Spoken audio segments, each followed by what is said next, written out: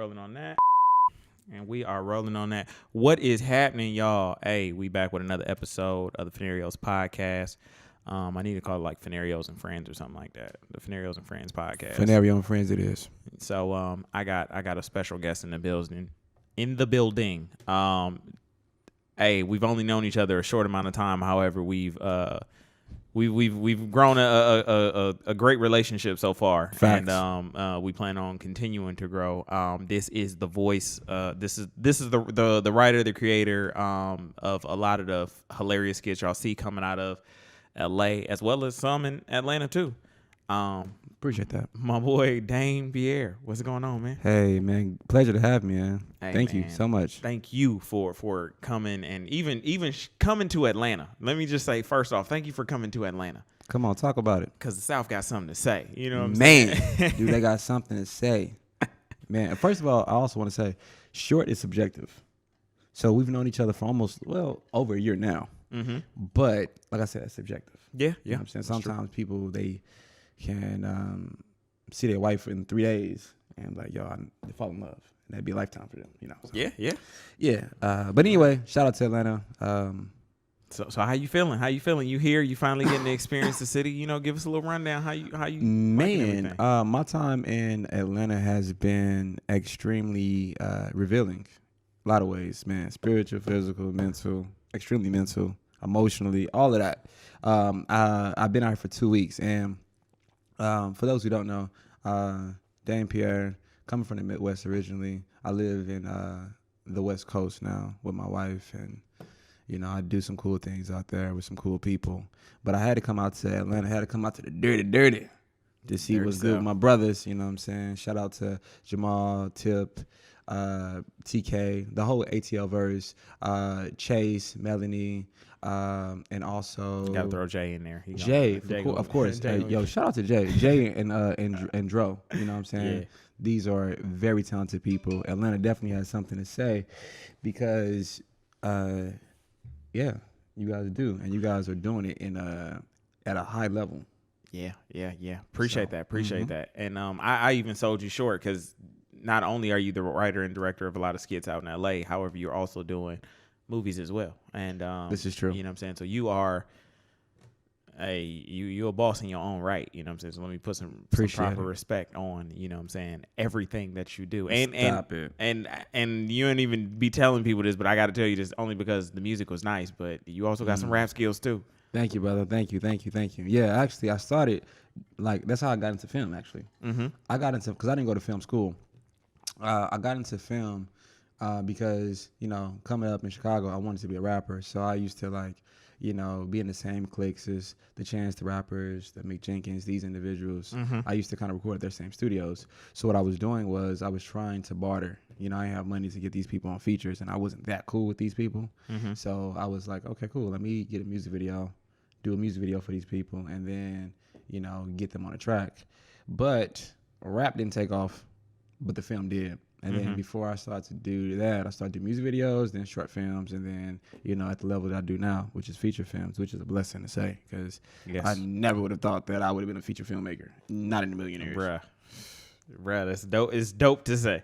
It is amazing to say, and it's a blessing. You know, I definitely got to give honor to God because, and I know a lot of people say that, but I really, really am being humble when I tell you that I do not supposed to be here because, I'm supposed to be here, but I didn't think that I had what it takes to be here. And it was just God just putting me in positions to excel because I do not have any formal training. I just had an aesthetic, an eye. Yeah. And, you know, God helped me cultivate that with introducing great people that mean the world to me. And they just, you know, pretty much helped me cultivate the talent that I had. And I think that happens a lot with like black creators. It's just creators in general. We have this natural talent, but it lies dormant because nobody actually takes the time to help us cultivate that. And I was blessed enough to get people to help me cultivate and help me learn and grow. And I feel like my age and my skin color and all these things play a factor in me telling you that I'm not supposed to be a feature filmmaker. The odds were neither, and we talked about that yesterday. The odds weren't in either of our favors. If we look at where we came from to where we're going, it's like a lot of people, hell, a lot of black men don't make it past 25. You know what I'm saying?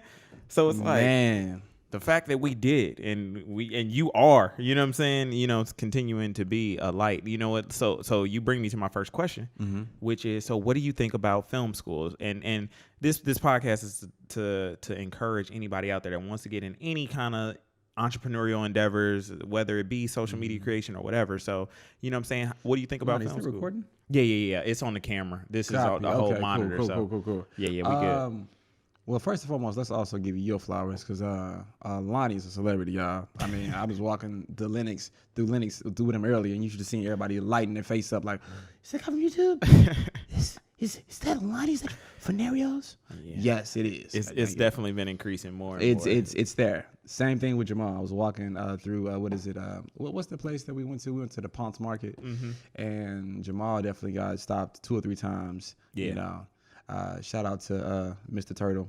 No, it's all love. But to answer your question, is film? So are you asking me? What's your stance on, like, if anybody wants to get in the industry, would you recommend film school? Would you not recommend it? Me personally, I don't think that film school is necessary. Granted, you can go and you can get the education and good, but the film industry is one of those, like, you really just got to jump in and start learning however you can. So let's say if you want to be a cinematographer, pick up a camera, start shooting, learning, educating yourself. You can self-learn. But you can also go to school. So it's one of those things, just whatever works best for you.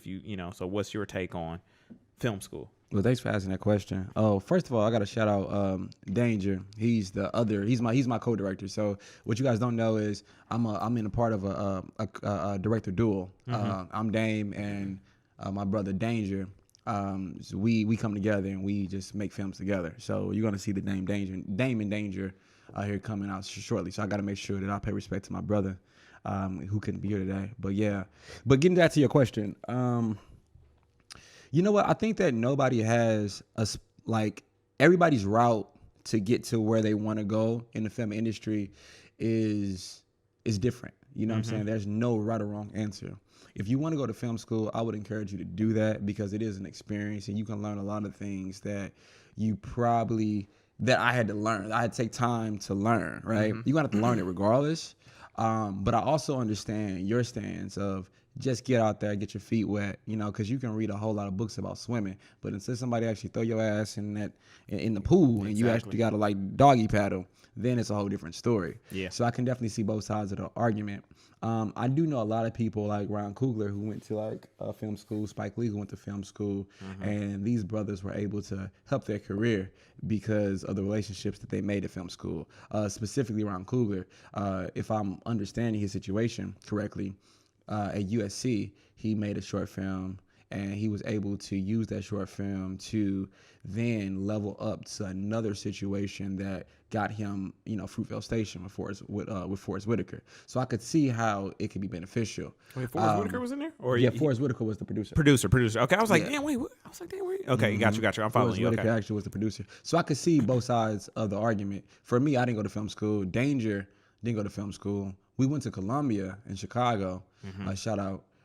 But we did not finish. Neither one of us finished. Actually, my major wasn't even film. My major was music business, to be real. Music business with an emphasis on jazz piano. So that was my thing. Oh, yeah, and English. English as well. So that's what we did. But if you're asking, do you need to go to film school to be a filmmaker? No. You don't have to go to film school to be a filmmaker. There's so much stuff that you can learn. You can literally go to film school. The University of YouTube should be your film school if you can't afford it. But if you want to get that college experience, I know a lot of people, once they graduate, they kind of want to get out of their mom's house and kind of want to, stretch their legs out. Yeah. And then they want to learn, from somebody that, quote unquote, has experience, then go to film school. But he's right if you just want to kind of get things going, just get going, because what's the best advice I can tell you is just do it a lot.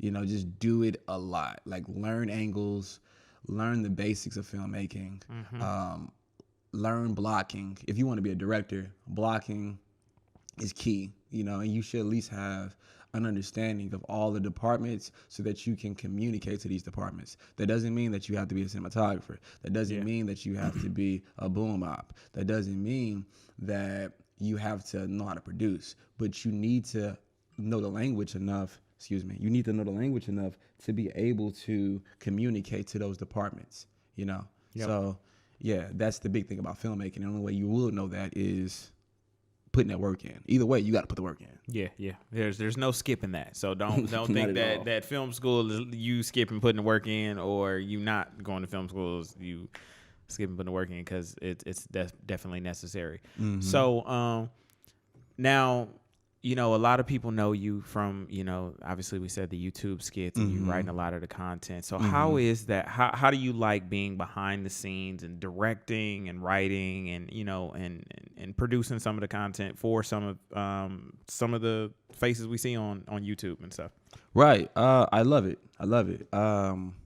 You know, I was able to go full time a few years ago in doing it, and I love it because it definitely helped prepare me for bigger platforms. Being able to work with Virgil, Jahan, all the people out in LA, Sade, Jade, everybody that you can name out there in the YouTube community, I learned from all of these individuals, you know, and just kind of like being able to understand comedic timing, because I work with a lot of comedians, hence Lonnie, right? And these individuals have an innate sense of timing. And that's what separates really any good actor from a bad actor, is knowing timing, knowing when to make that expression, knowing when to double down with saying a line this way, right? And being behind the scenes and being able to direct them, just having fun, putting out, you know, crazy videos on YouTube, just experimenting. Like, I feel like every filmmaker needs that time in the gym, in a hyperbolic chamber, if you will, to just really learn what they're doing and experiment. And that's what YouTube did for me, and that's what it's doing for me, right? Because I continue to do it. I don't think I ever really stop doing YouTube, even though I'm now at the level where I'm doing feature films. I will probably still do YouTube, especially if my time allows for it, because I just love the art of sketch. You know?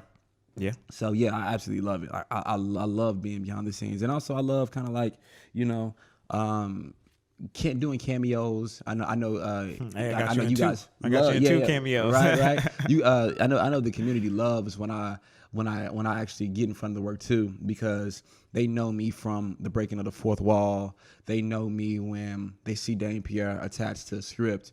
But I do know a lot of people actually think that I'm funny in front of the camera too. So I do like both, but I am so comfortable being behind the camera. I'm so comfortable just giving other people their flowers and making sure that the people that I'm shooting and, you know, directing and producing, that they get the spotlight and attention, because I've never really been one to hoard the light either. So. Okay. Now that you've experienced both sides of both coasts, I'll say, in person. Yeah. And this question isn't to like say one is better than the other. Just what are some, just in your experience, what are some differences that you've noticed in working with us over here in ATO versus working in LA? Like, what are just, you know, whatever it may be, you know what I'm saying? Well, I'll go even further. I'll give you the what we have in common and how you guys separate, right? Okay. So let's start with what you have in common. So both coasts are very serious about their craft. Both people are very talented. Like the ability to improv out here in Atlanta is crazy, right? And the same thing in LA. The ability to improv is crazy out in LA. I think that both people take it serious. I think that if we're going to start talking about like the differences, I think that the Atlanta content is a little bit more cerebral. It's a little bit more intelligent, if I'm being honest. Okay. In ways more creative, if I'm going to be 100. What LA differs is LA understands how to market. LA understands how to perpetuate their brand throughout YouTube. And obviously people have a conception of LA.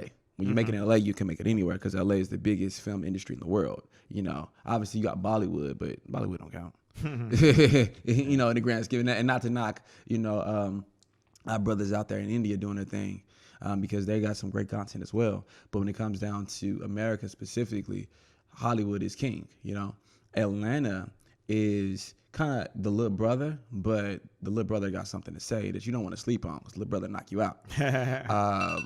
Damn, Mike, we got all kind of shit going on. Keep going. Keep talking. That's how you know we busy in real life. His phone went off, my phone went off a few times, and all of that mess. But there's each coast has, you know, the ups and downs. There's a tight community, LA.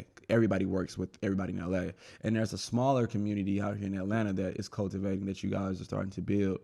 And you guys are very close as well. I do like a lot of the cinematography that's coming out. Shout out to Adro, coming out here in Atlanta. I like this. I think things just look better out here, if I'm being honest. It's just, the craft is very cinematic. And even though it's kind of like just sketch, it's still sketch on a really good level. Okay. LA, you know, got the names. You know, who doesn't want to see Miss Sade? You know what I'm saying? Everybody love Miss Sade. I get people hitting me all day long about, hey, you work with Virgil and Sade? Hey, what up, TK? You work with Sade, you work with Virgil, you work with John Jones. These are individuals that are proving themselves, that have names, that have followings. So I think that's kind of like the difference. I think LA has the names, and the community is giving all their attention to LA in a way. But I do think Atlanta has something powerful to say, because Atlanta has a lot of creativity that cannot be slept on. I think the South is just an oasis of creativity, if we're going to be honest. It's obviously Atlanta's a black mecca. So those are things to kind of consider when you're comparing the two. Okay. Yeah, I can accept all of that. And I think everything you're saying is pretty spot on. Even you know, hearing it from your perspective. And my goal, like I said earlier, is to get you down here in Atlanta. Like I seen the potential from day one when we had worked, and I remember telling Jamal, I was like, nah, Dame is a key piece. I appreciate that, man. Dame is you had showed us love when we was out there. You know, we had worked on one of Virgil's skits. That was the first time we had worked with me and Jamal. And then, you know, and you liked working with us. So very talented brothers, we did some more scripts. So hey, you got the gift. You got it, and you got good energy. You know what I'm saying? And we was all three of us were Scorpios. So you know, we related even more, you know what I'm saying? Sense, for sure. Yeah. So it was like the universe. Too. Yep. E-Fran too. Pierre. Yeah. Whatchamacallit is too. Cassandra. Yep. Actually, every year, me and Cassandra throw a birthday party together.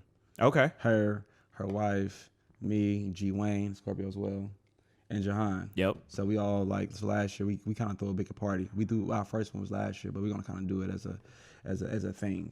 You know what's crazy? Jahan is the only one that's a Scorpio that I haven't met yet.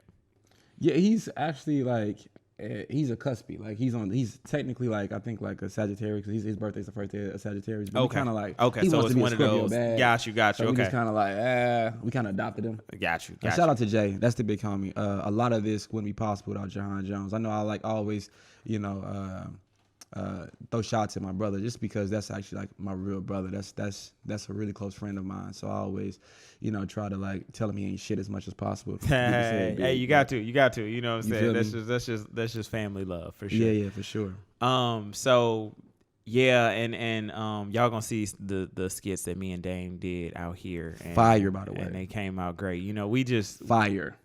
The other day, we just literally, I didn't have an idea what I was going to film, but me and Dame just knew we were going to film something. We just like, we're going to figure something out. And Dame was in the middle of editing sessions for his feature that's coming out. And of course, we're going to talk about that as well. Okay. So it's just like, just to see how we were able to create like we did and just kind of on the fly. Yeah. And it still came out good. Really good.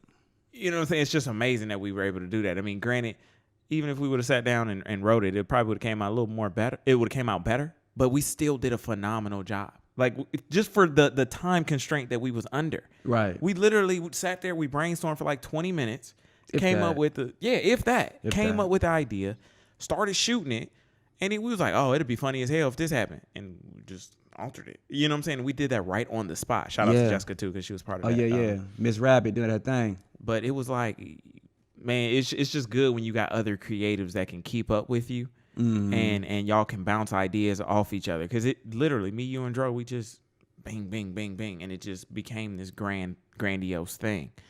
So even me seeing that in itself is just amazing. So I will forever remember just how we were able to create that easy. So that's why part of my reason why I'm trying to steal Dame from LA and bring him out here is just because just being able to create like that and just even if it was an idea that he had and you know what I'm saying of anything and you know what I'm saying just to be able to bounce it off another mind that can accept it or you know what I'm saying and elevate it or whatever is always good. So hey man, appreciate you for that. I gotta say that. Man, no doubt.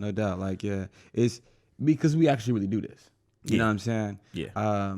Somebody told me that like Beyonce can sing even when she's hoarse, even when she doesn't feel like it. She can steal notes because she actually does. She actually does this. Mm-hmm. She's like, she has so much control of her gift that she can just like relinquish it whenever she wants to. You know what I'm saying? And I think that that's the level that we're getting to now, where you know.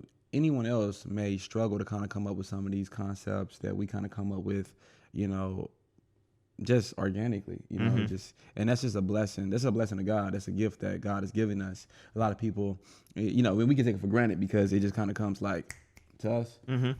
But yeah, it was a blessing. And honestly, I think that the series, I don't know if you want to say the name now, but it's pretty funny. Like, yeah. It's gonna be dope, and I pray that it gets a lot of views in your channel, and that like you know you get a lot of pub off of it because I think that that's a winner. That concept is fire. Yeah, even if it don't do good, I'm learning to just be happy with my content. Like if you like, I like the video. Yeah, like, for sure. Like hopefully y'all like it as well, but like I'm just satisfied with it because it was like. In the time we created, it was crazy. It was very short, but it was funny as fuck. The idea was hilarious. It was needed for sure. Exactly. So let's go back to let's go back to your journey a little bit. So let's pull back like right before. Let's start from like right before you went full time at this. Like, what was your grind like to build up to this point where you are now? Like, what did that look like, and who were you working with in LA around the time before you went full time? Okay, cool. So. Let me tell you. So I went from Chicago to pretty much driving Uber and driving Lyft, meeting a lot of cool people there, and people giving me the advice. Like obviously, recently moved to LA, give me the advice to, hey man, just make sure that you're about relationships, and that's what I'm giving you. That's the advice I give anybody. You know, keep God as a priority and make sure that you water those relationships that He presents you, because you most likely have the connections that you need. But you just haven't watered them, you know? So a lot of times people think that they got to kind of go and network vertically. But in reality, we need... Okay. Yeah, we good. We need to network laterally. You know what I'm saying? You need to see your peers for where they are and big up and cultivate a workflow with them. You know? Yeah. Okay, so that's big, but yeah. To answer your question, specifically, Jesus Christ, keep going. Yeah.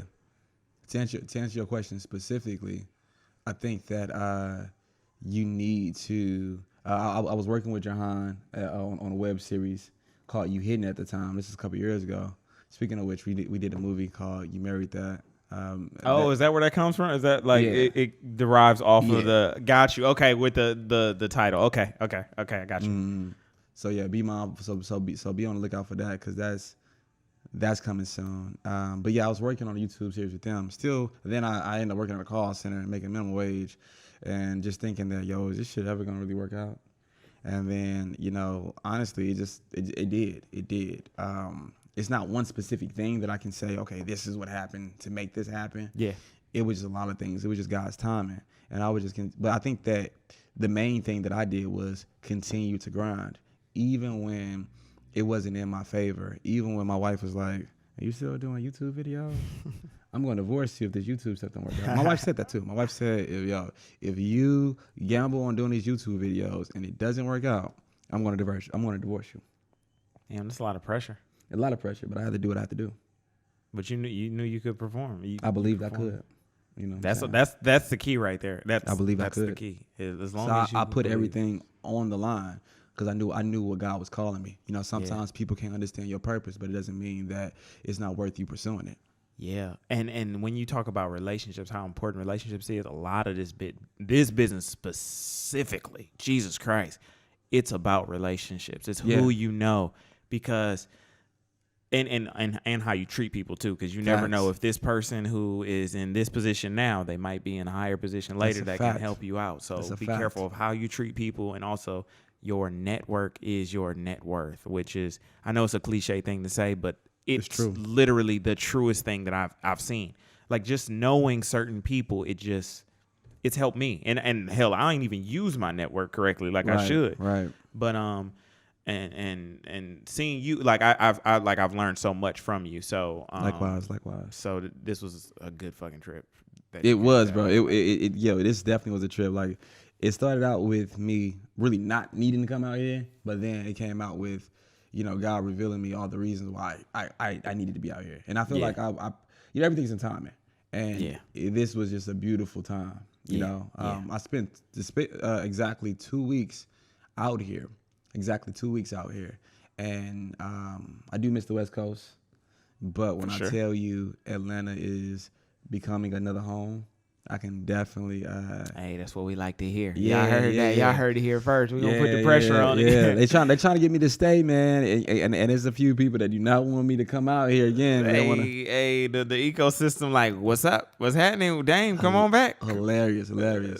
But so now tell us about what was the moment or the time when, like, you realized that you could walk away from any other job and you could do this full time. How was that transition for you? Was it scary? Was it? You know what I'm saying? When was it? Just let me shout out one person specifically, and that's Virgil. King V, y'all know him. But Virgil's my brother. That's my best friend. Like, Virgil, outside of the film shit, Virgil is legitimately one of the best people you'll come in contact with on earth. When I tell you, the man is so humble. And I know that's why it's crazy, because he got good energy for sure. Oh, best for energy. Sure. A lot of times people, they say things like, okay, man, he got all those gold chains on. He must not be humble. He must not be this. You don't know. That's a character that man is portraying on YouTube. Yeah. When I tell you, this is the same guy that will give you the shirt off of his back. This is the same guy that will call you and be like, hey, bro, is your phone bill taken care of? You need something for your car note? Give it to you and not ask for nothing in return. Literally one of the selfless people I know. And if I wasn't working with Virgil was the first time that I really, really started to make enough money to be like, oh, okay, I'm good. I don't need, my family is straight. I made, in 1 month of working with Virgil, I made more than I made in a couple of months working minimum wage. Yep. And crazy, right? Yeah, it was ridiculous. And I'm tempted to say the number, but I won't, because I know, like, when people really know, you get envious. But just know it was a nice amount of money. Hey, y'all gotta get your own money. Yeah, we're just telling you the tools in which we use to get it. So but to answer your question specifically, Virgil was one of those big people to be like, hey, bro, you know what? We're gonna do this together. We're gonna split this bag, and we're gonna become very, very profitable. Yeah. And that's my brother. Like, I love Virgil to life and back for that, to death and back, because that brother definitely helped initially, and he still does. You know what I'm saying? I still work with Virgil. I will always work with Virgil. He definitely opened up some floodgates and blessed my household. So if it wasn't for that man being humble, I would lie to that man. I'm just gonna say that. Yeah, and shout out Virgil, aka King V. King Visit. And I can definitely verify everything that Dame is saying. Virgil has always shown me love from the time that I first met him till now. He's always been a good dude. Even some business dealings that we were both involved with the network, we were able to. He gave me knowledge that I never had. I was able to call on him. You as well during the process. Yeah. And Virgil, we sent each other our first episode for the TV show, the network that we presented our TV show to. We sent each other the first episode and compared it. And when I seen his, I was like, damn, this is amazing. When he seen mine, he said the same thing. So he's good people. Like, good heart, man. Good heart. And it's not that, a lot of times people say good people are hard to find. No. They're not. If they're only hard to find if you don't know where to look. Yeah. But I was going to say, or if you're a bad person. Yeah, because your perception is already, your perspective is already kind of messed up anyway. Yeah. But when you start like praying that God just bring people in my life that only have my best interest, he'll do that. And you'll be amazed how many people are there willing to help, willing to, see that talent and help you cultivate it. Yep, I agree. So was it scary for you when you were going full time, or how was that for you? Because I understand that it's like it definitely is. But it's a big leap of faith, because you be like, it's just me. I'm just out here myself.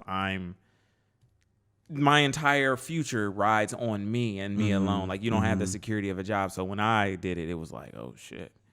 Yeah, I mean, it's definitely that, but it just makes me work harder. You know what I'm saying? A lot of times people think that, okay, well, I gave up 40 hours to work less hours as an entrepreneur or working for myself. That's not the case. I work actually way more hours than I did working for someone else. I work way more hours. Like, I'm constantly working. The grind don't stop, man. Ever. My work day, when I was working at the call center, my work day was like from 6 to 2:30. Okay. Right? And I thought that was hell. I work from 5 to 10 o'clock at night. Oh my God. 5 in the morning to 10 o'clock at night. Bruh.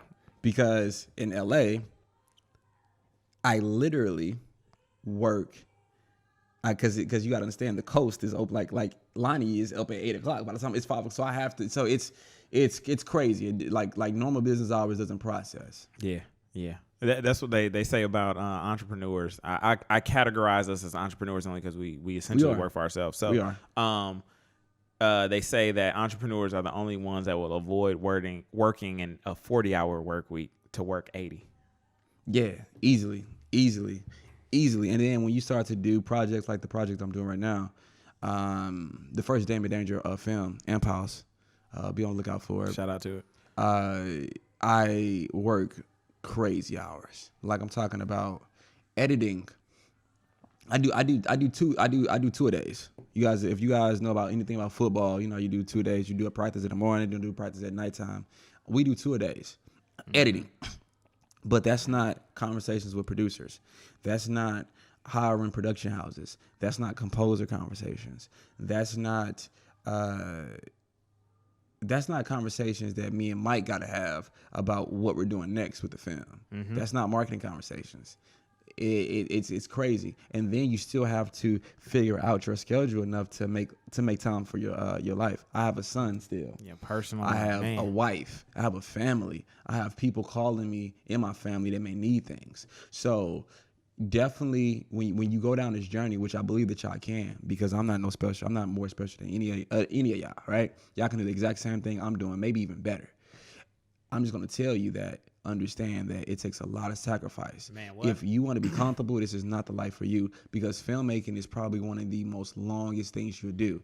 You typically work on like an 8-hour shift, right? 8 to 9 hours is what is how you are in the office, right? And you may have like, an hour worth of transit from there and back. So you altogether, you may have a 10-hour day. Okay. When I'm filming and directing a feature film, I have 12-hour days standard. Okay, that's a 12-hour day, so I already got your day beat. And you're not talking about the hour, 2 hours before prep. So I essentially could have anywhere from a 13 to 15-hour day for weeks on end. Yep. So just keep that in mind. And we did, and the film that we just did is a horror film. So, and it's something that you guys probably would never ever think, but to even think about. But horror films are shot at nighttime. So a vast majority of them are shot at nighttime, meaning that you have to flip your schedule. So you have to become nocturnal. Yep. So call times are now from 4 p.m. to literally 4 o'clock in the morning. Yep. So just think about that. Think about how wacky your workday is, and then you have to come to set and be the leader of a set. Third shift, essentially. Yes. Like the day that we wrapped the film originally, I think we wrapped at 3 o'clock the last day. A.M. Yeah, 3 a.m. Okay. And I didn't go to sleep, obviously, because me and the cast, we party, we bonded, and I'm still close to my brothers and sisters from the Amp House film. But I don't think we went to sleep till like 9 o'clock the next day. Damn. Yeah. Yeah, Something crazy.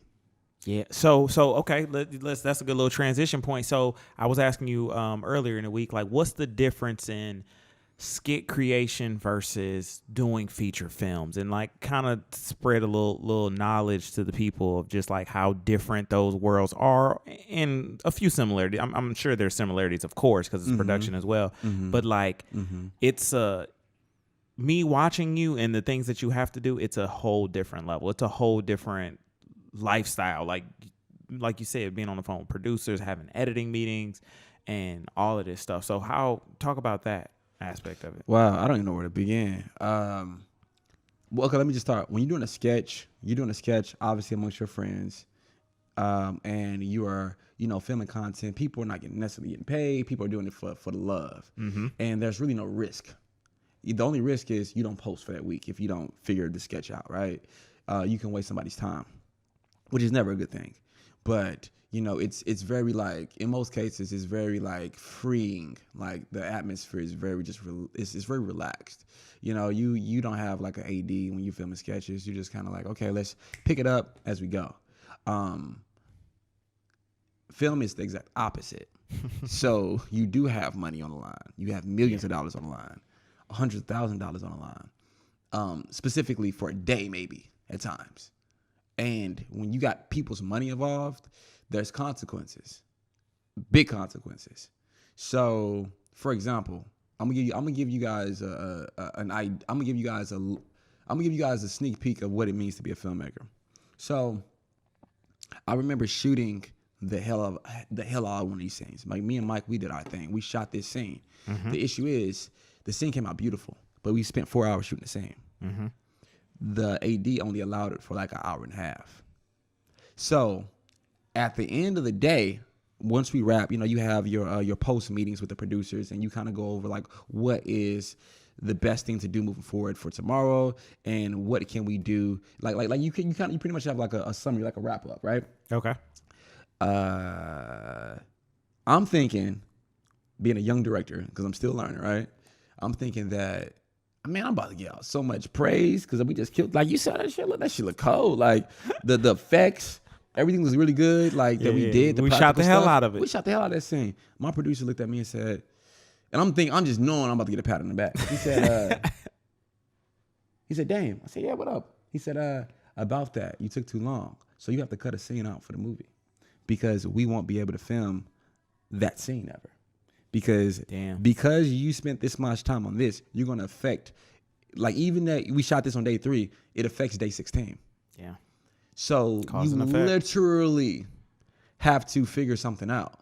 So guess what? You lost time here. So you need to figure out what you got to cut. Damn, that's a hard decision. On top of that, something else that you guys don't understand. Agents. Specifically an agent told me in the project, me and Dame in the project, that their actor needed more lines. And we was like, okay, you know what I'm saying? We adhere to it. But that's something that you don't even think about. The agent literally finessed more lines in the film for their particular client. And they said, well, he doesn't get the lines, he's not gonna be in the film. If this individual did not get those lines, they wouldn't gonna be in the movie. So you need to shoot these lines. Give this particular individual more lines, or they're not going to be in the movie. So did y'all have to rewrite? Like, oh my gosh, yes. It's things like that you guys wouldn't even think to even think about. Like, your producer is coming to you and telling you, hey, your makeup team isn't getting along with your sound team, so you need to move them. Well, don't they have their own sections? Damn, yeah. You got to do HR too, huh? Oh, that's a big part of it. A big part of it is relations. A big part of filmmaking is less about the art and it's more about human relations. Because you are essentially hiring nothing but artists, nothing but creatives around you.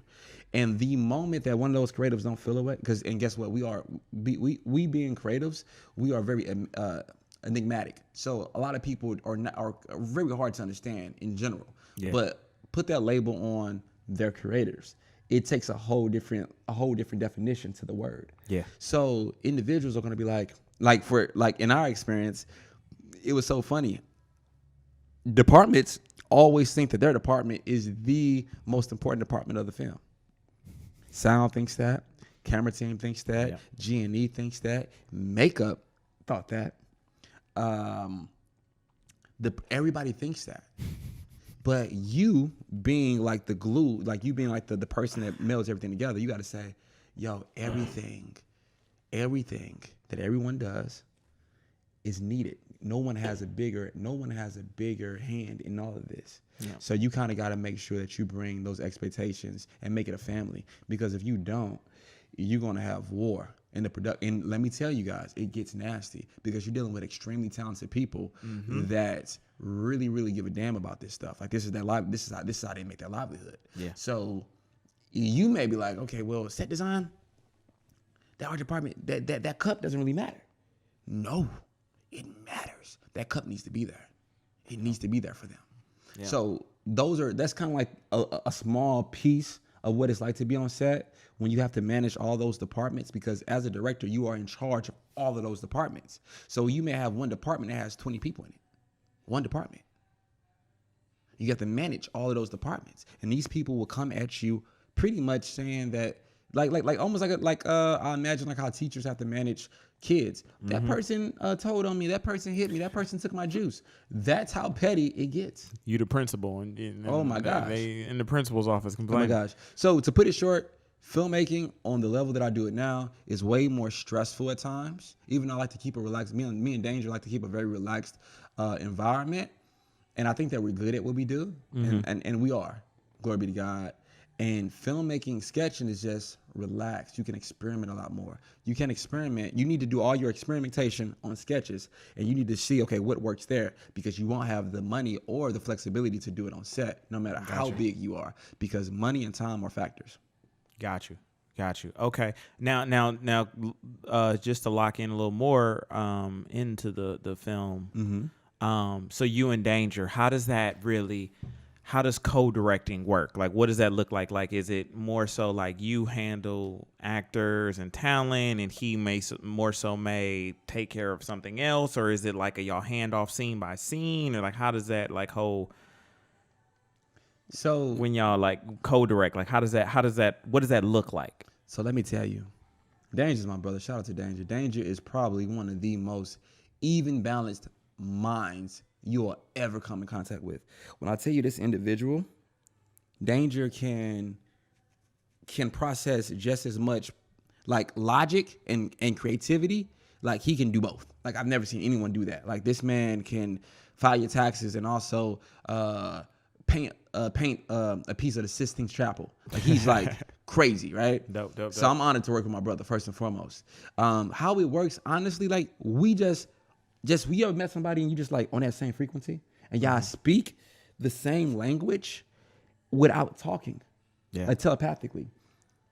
So the way that me and Mike work, so Danger is Mike Danger. So the way that me and Mike work is me and Mike, we just obviously humility is first. Okay. We never fall out in front of each other in front of the cameras. Okay. If me and my brother ever have a disagreement, we always take it to the side and we always make sure that we big up and encourage the other director. Okay. Always. And we're open to seeing what the other director may think. So it's not a specific like he does the actors or I do the blocking with the camera team. It's we all are working on it together and we just kind of like take that hands-on approach. So okay. But we do pass each other the rock. You know what I'm saying? Even though I feel like we're both Kobe, we're able to pass the ball to each other. Like there's times when I got the hot hand and I'm just shooting hot. He'll fall off. He'll fall back, even if that's 2 or 3 days straight of me just leading the direction. Then there's times where he just got the hot hand. He just seeing the film and seeing that scene better. So I just need to fall back and support him in that way. Gotcha. And that's how it works. It just works. It's a true partnership. Man, it's just literally just like, because there's a lot of times when, Mike is a very visual guy. I'm very big on dialogue and blocking. That's what we natively do well. He has a cinematographer background. I have just a people background. So I'm able to kind of communicate to actors in a way. He can communicate to actors too. I don't want to short him, sell him on that. He's a complete director. Yeah. We both are complete directors. We both can direct separately as well. But together we make Megatron. Or, okay. That's evil. What about Optimus Prime? Yeah. I get what you're saying. Y'all code in the game. Y'all code in the game. Y'all come together and y'all do that. I only understand you because that's how me and Jamal was for a long time. We had that synergy. We had worked with each other for so long. Sure. It's like, and we talk about this all the time. It's like we're so in sync. Like if Jamal, like if he's like is shooting a scene or he needs a scene, like I'm like, all right, like I'll just automatically grab a light and start lighting the scene. Right. And while he's getting together the actors or actresses or whatever it may be. So I understand what you say about Facts. that it's a beautiful thing. It's like y'all fucking dance. It's like y'all salsa dancing or some shit. Like it's just so in sync. It's like a beat and everybody's in step. Yeah, it's syncopated. But at the end of the day, like it always works because me and Mike are humble enough just to be like, hey, it's a team. It's not about I. It's not about, I came up with this cool design or I came up with this. And granted, there's a lot of times when Mike came up with a lot of cool ideas that's going to happen in this movie. And he always be like, yo, it's us, and vice versa, but it's always us. Like we'll never tell you like, okay, who came up with that idea? Because we'll always say that we both came up with that idea. And that's great because me and Mike operate in an interdependent space. And I like to just quickly tell you guys, there's 3 different mindsets. There's dependent. That's the mindset that you don't want to be at, right? You don't want to like be relying upon people for your success or blaming people for your failure. And the second mindset is where most people land. That's independent. And they think that, but the issue with the independent mindset is it's always us versus you or us versus them or me versus you or me versus them. The interdependent mindset is it's unity, it's collective, it's collaborative, it's we do this together. We're going to win. So, and that's just good advice for any relationship. If you are focused on supporting the other person you're in a relationship with, and their focus is supporting you, you are always going to be each other's crutches. Yeah, always. The issue is when you're trying to be about you talking about the I. That's when people start to fall. That's when Rome falls. Rome doesn't fall when everyone is thinking, let's hold each other up accountable. Got you. And you're dropping gems, my boy. Oh, I appreciate you. Come on now. So why horror? Why horror as your, I guess, can we call this your first feature? Can we say that first? It's the first Damon Danger feature for sure. Okay. So for sure. What made y'all go into horror? Because, me off top, I would have thought that you would have kept it in comedy for the first one. Right. Well, here's the thing. Me and Mike have a brand. We have a style. And when you have an idea of where you want to go with your career, and we want to do more serious, more cinematic thriller content. That doesn't mean that I'll completely escape or abandon the comedic space, because I would never. But because it's even comedic moments in this film. But we want to do something that is not necessarily typical for Black filmmakers. Shout out to Jordan Peele. Jordan Peele opened up a whole floodgate. Man, what? He made a lot of people ask questions. When you got a Black film director doing a horror film, doing some thriller stuff, and he's not the only one, right? But he's the most notable one. He's the one that a lot of people talk about. But you gotta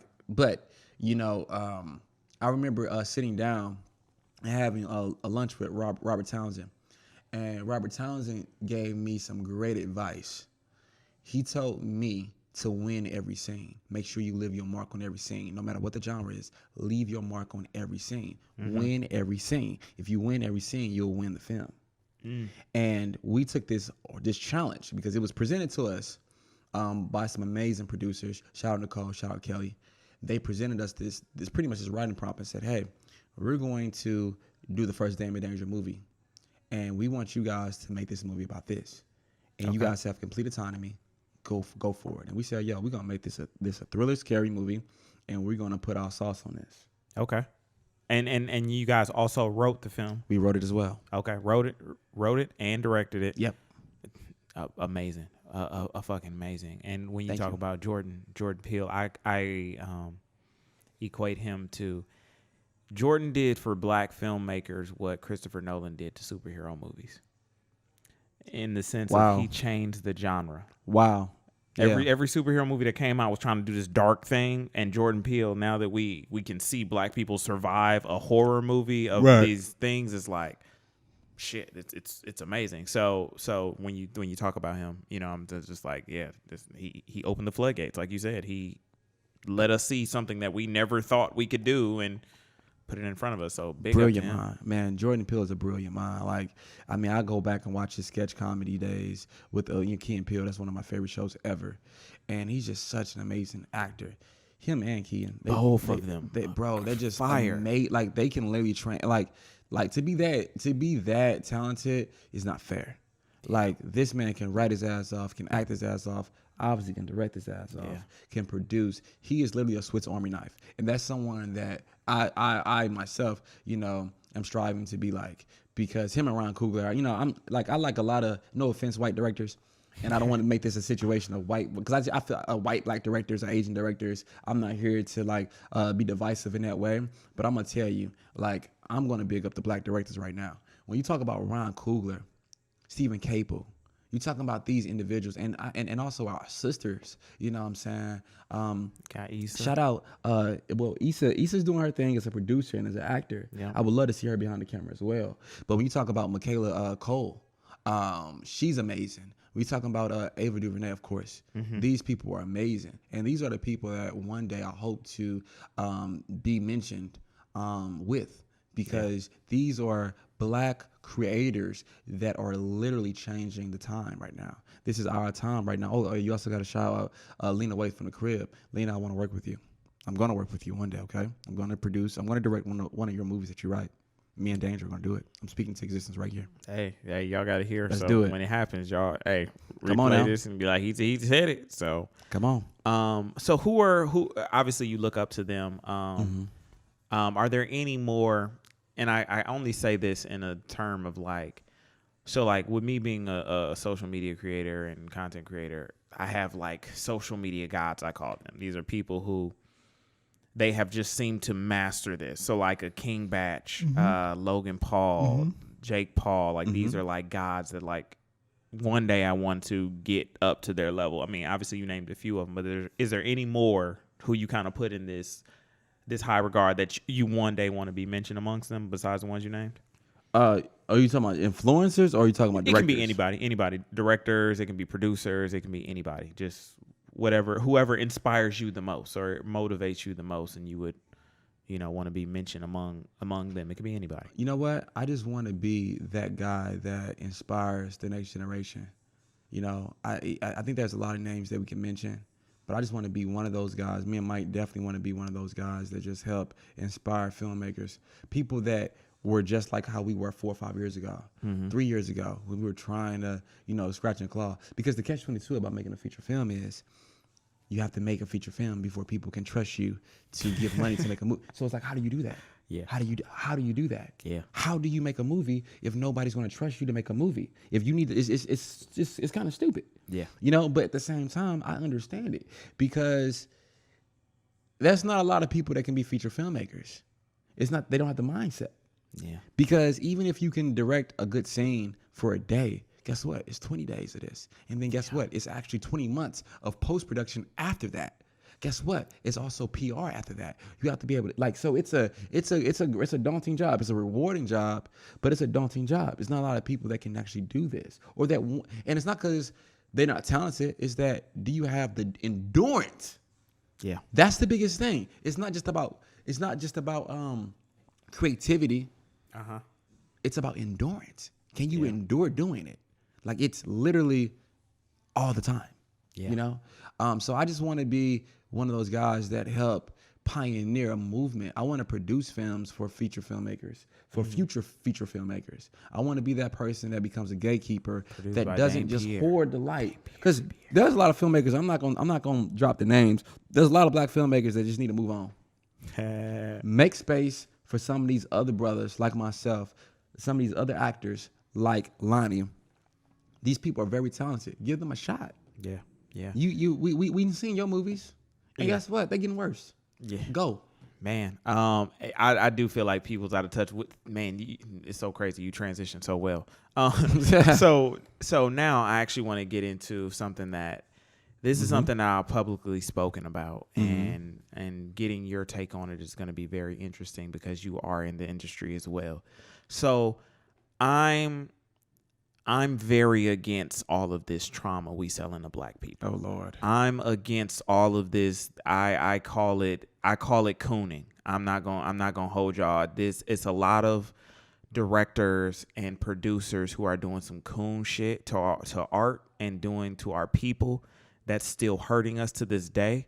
And it's all because of the system is set up to send the message back to the younger filmmakers that, oh, we want to see trauma from y'all. If we want to be accepted in our award shows like the Oscars and stuff like this, you have to sell black trauma, so it keeps us in this box that we still don't have black superheroes. We still don't have a black James Bond. We still don't have these other things. We still selling black trauma. And I'm like, we're living it today. We don't need to be reminded that we're black. That's not what black people need anymore. We're tired of that. Slave movies, we're tired of those. How many more slave movies, like how many more different perspectives can we have on a slave movie? It all ends the same. We know that we're still enslaved, even to this day. Even the guy who won recently, I can forget the name, but Joey Badass is in it. He won the Oscar for the short. And I'm not taking away anybody's award or anything. However, it's just like, damn, the only thing that's ever winning is the black trauma. So how do you feel on us perpetuating, or filmmakers who perpetuate the black trauma and use that to, that's usually their claim to fame, is the black trauma. How do you feel about that whole in the genre of art and things like that? I mean, I get where you're coming from. I do. I don't like the trauma porn either. But filmmakers are trying to make what gets made. You know, it's an agenda for sure. But there are some movies, like some slave movies, that I love. Like I love 12 Years a Slave. I think that movie is amazing. But at the same time, I can understand that it gets repetitive. It gets like, why the hell for? Yeah. Why we continue to make this story? I definitely understand, you know, how that can be damaging, especially to the psyches of a lot of young black filmmakers and young black and just people in general. Yeah. I would like to do away with it, to be honest. I think that we're stronger. I think that this is the thing. What I think is this. I think that I got a lot of white friends, okay? I got a lot of friends that are not just black, because I love people in general. I don't think that no race is superior to another race. I think that we all here for God's purpose, and we all united. I really believe that. I know it's people that say that black people are the most empowering or white people are the most empowering. Man, fuck that. Yeah, whatever the case may be. The truth of the matter is this, though. I know people that get charged when they see how white people treated our ancestors back in the day, and then they look at their white friends like side-eyeing them based on what happened in real life, right? But these are not the same people. These are not the same people. You see what I'm saying? Like, these are not the same individuals. And I think that we have to be okay with let's let that go. Let's let that go. You know, how many times can we make another slave movie? How many times do we got to see our people get hung? Like, there's a series, and I won't name it, but there's a series that I had a lot of hope for. Them? Them? That what? Oh. What the fuck is it? I'm going to say it. I got to be mindful of what I say. True. Okay. Okay. Wait, let me revert. Yeah. Because obviously I do have to keep you in mind as well. I can't couple you into that. So, yes, we will go ahead. Yeah. There's a series. There's a and that's not even that was a series. I'm just there's a few series out here that are just amazingly written series. However, they're just shock value. They're not really of substance, in my opinion. Okay. Like I said, I haven't named any names, but read the tea leaves. There are series, and it's literally showing so much black hate. Like if we're trying to overcome that, why we keep on showing that? Yeah. If we're trying to overcome the divisiveness that period had, why do we keep on rehashing that same trauma? Yeah. So producers of Hollywood, filmmakers that share the same color I have, why do we keep on making that mess? Yeah. Why do we keep on showing people hung, people get these crazy gory deaths? Yep. Even if it's a sci-fi, why do we keep on showing it? Yep. Why? I got a list, and there's a few people. I'm not gonna name the people that's on the list. There's a few people that as soon as I run into them, we gotta have a conversation.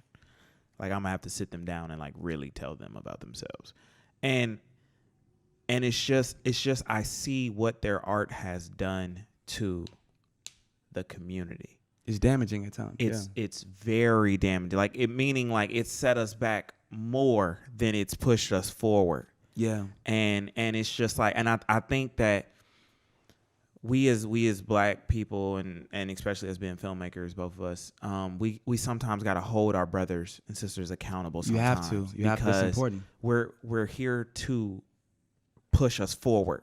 Yeah. So if this person steps out of line, like, and it can go for anything. It don't have to be just filmmaking. It's like if you see your boy doing something wrong, you as his friend need to step in and what's going on? Like let's have a conversation because your actions are doing this. Yeah. And sending this message. Yeah.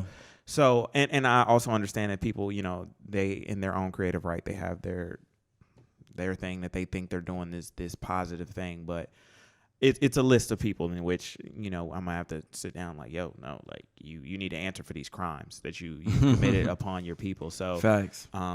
But yeah, I love that your first feature with Damon Danger feature is something different.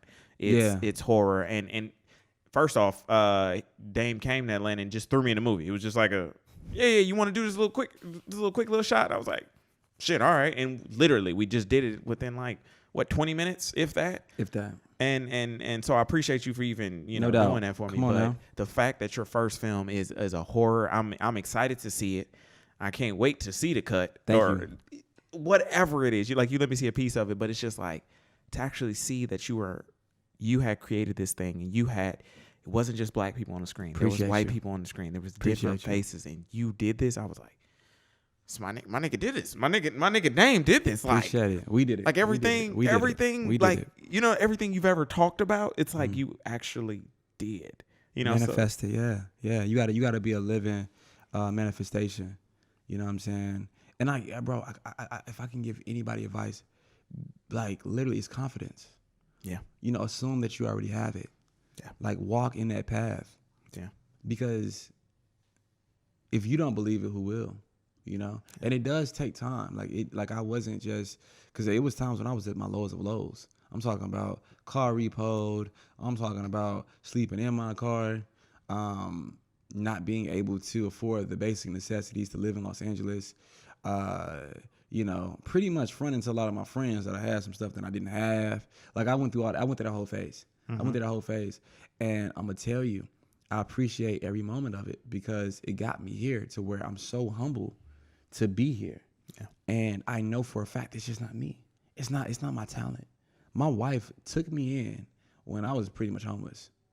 Shout out to Sierra Angelia. That's my wife. Shout out to her. She's an amazing woman. It definitely paid off for her. Don't get it twisted. It paid off. But shout out to and I'll say this. I know we got to go soon. Yeah. I'll say this. A message for our beautiful black women, because we gotta support them. We gotta protect them and cherish them. Yep. Women in general, specifically our black women though, we gotta cherish them. If you can see the potential in that brother, stay with him, please. Don't wait till a brother's on to, stake your claim to it. Because anybody can do that. Anybody can eat the bread, but were you in the lab making the bread with him? Or you in there rolling out the dough and the yeast? Well, you see what I'm saying? Getting the supplies. And that's the same thing with anyone. If you see the potential in someone, have a God eye. Be able to see their potential, not just where they're at. Be able to see, you know what? this person got something. And I'd like to shout out one more person. Speaking of that, Leon Thomas. Y'all may know him from, he's an amazing producer, amazing singer. He's an amazing friend. He's one of my brothers. Leon allowed me to crash at his house when I didn't have no money. Mm-hmm. Leon saw the potential in me. He said, Dame, I know for a fact that one day you're going to be that nigga. And when everybody was like, yo, it's kind of weird that you just letting a dude crash your house for free. And he ain't really like putting out. He's like, bro, no, y'all leave Dame out your mouth. He's going to be something. And I had no evidence of becoming a feature filmmaker. Like, I was still trying to get a movie done. I was still trying to like pitch scripts. And he was like, no, he good. He good. When you got people, that's why I say, like, when you got people that, and also too, brothers and sisters that don't necessarily have it just now, but you know you will have it in the future, do right by those people when you get on. Yeah. Don't have this, self-made me. That's some lie. That's a lie. Yeah. You ain't no self-made nothing. Yeah, you couldn't have been. Your mama put that work in, even when she was working 2 or 3 jobs to put you to school. Your daddy, if he was there or wasn't, you was not self-made. Somebody. And it don't have to be your direct parents. It don't have to be your uncle, grandmother, people, whoever. Yeah, and also speaking of which, like my uncle, Birdie, people that know me know Birdie. Birdie's my right hand. He's always gonna be my right hand. My uncle, and we joke around because he's like my cousin. He's my age. He's around my age too. So yeah, my granddad was freaky. But my uncle always saw the potential in me. Always. So guess what? Every time, God continues to grow my platform, guess what I'm going to do? Birdie ain't got to worry about nothing. My wife ain't never got to worry about nothing. Yep. My wife ain't never got to worry about me stepping out on nothing like that because she showed me that she's down. Yep. From the jump. So going back to my ladies, if you see a brother that got the potential, maybe he ain't got all the answers right now, give him time. Let him grow into his role. Mm-hmm. If he's trying. Don't have this hot girl summer mentality where you just trying to like use a nigga. Yeah. You're trying to get on, but you just trying to run up a bag real quick like that. Yeah. Because guess what? You ain't got to worry about trying to run up a bag from somebody that's gonna be temporary. If you build something that's eternal. Yeah. So take the time, build with them. For sure. Yeah. For sure. Hey, I want to say thank you so much for coming through. Thank you for having me, brother. All the gems you dropped. I hope y'all paying attention. Make sure y'all like, comment, and subscribe. Go check out Dame. You give them your social media. It'll be underneath you. Dame Pierre everything. DamePierre. And again, appreciate you. And I'm hoping that you coming to Atlanta is a regular thing or it will be possibly a permanent thing. I'm gonna throw that out there. You know what I'm saying? So I got to do that. A lot of people won't like that. Hey. I said it. A lot of it. They better cherish what they got out in L.A. Because if I find a way and an opportunity, I promise you, I will make it so that Dame will never have to work in L.A. again. I will make it my personal mission. And you do not want me to put it on my personal mission list. But I love all y'all in L.A. too. For sure. Listen, man, thanks for having me, brother. For sure. Hey.